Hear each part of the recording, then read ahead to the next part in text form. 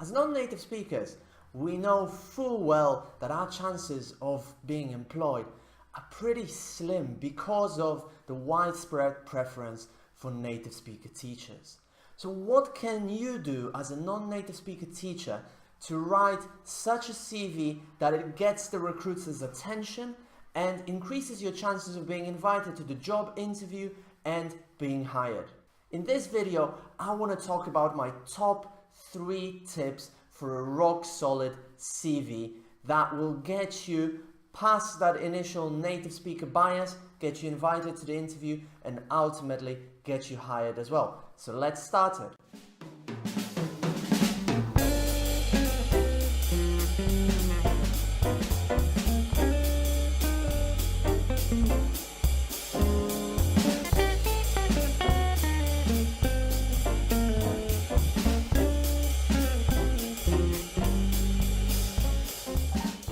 My first tip is to keep it short.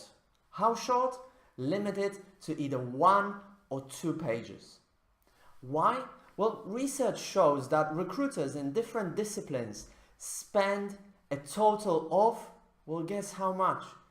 8 seconds looking at a CV. And in that short time, your CV needs to grab their attention. If you ask recruiters, no recruiter has time to browse through 3, 4, 5, 6 pages of a CV. They want to look preferably at 1 page and then get an idea whether you're the ideal candidate for that job or not. So no matter how experienced you are, how many qualifications you've got, how many countries you've worked in, and so on, keep your CV to 1 page if possible. If you're applying for more academic positions where they might want to have a list of publications, then perhaps you can keep it up to 2 pages. But really, it would be a really good exercise for you as well now to try and reduce your CV to 1 page. And it is possible. I personally have got over 10 years of experience from 7 different countries in all sorts of different contexts as a teacher, teacher trainer, and so on.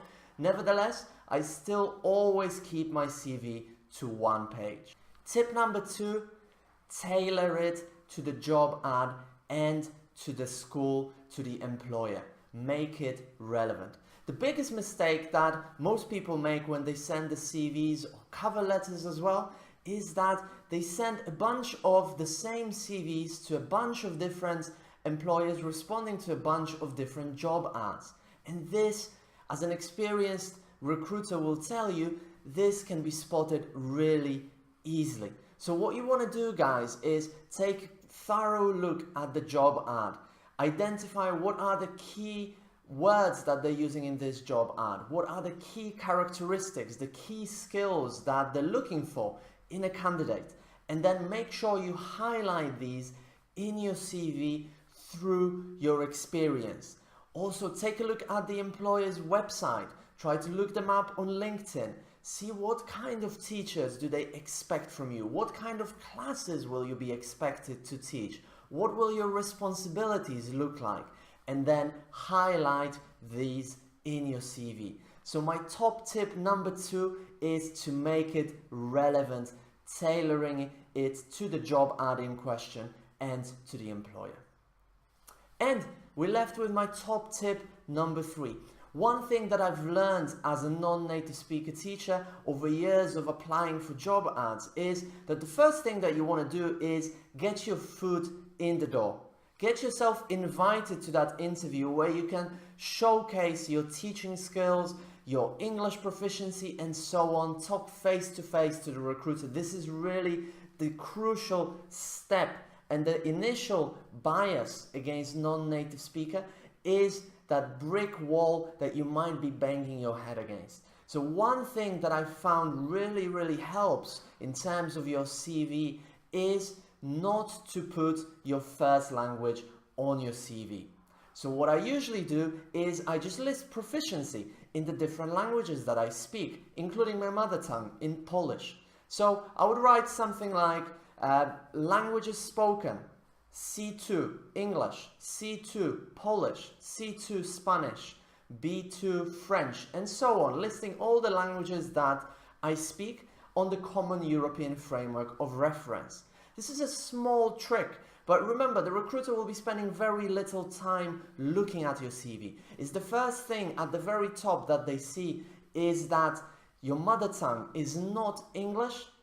If they have any preconceptions, if they have any stereotypes against non-native speakers, what is likely to happen? Your CV will simply end up in the bin without being considered in more detail, and you will have lost your chance of getting your foot in the door and being invited to the interview. So to sum up, my 3 top tips for a rock solid CV, guys, are these. Number 1, make sure you keep it simple. Reduce it to 1 page, maximum 2 pages.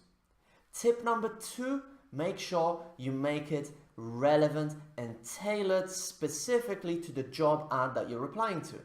And top tip number 3, don't list your mother tongue on your application. Don't say you're a non-native speaker, because you'll be shooting yourself in the foot.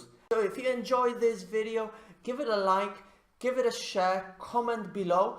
And if you want more free tips like this to help you gain confidence and get hired as a non-native speaker, then don't forget to download my free PDF guide, 6 foolproof tips to boost your professional profile and get hired as a non-native speaker teacher.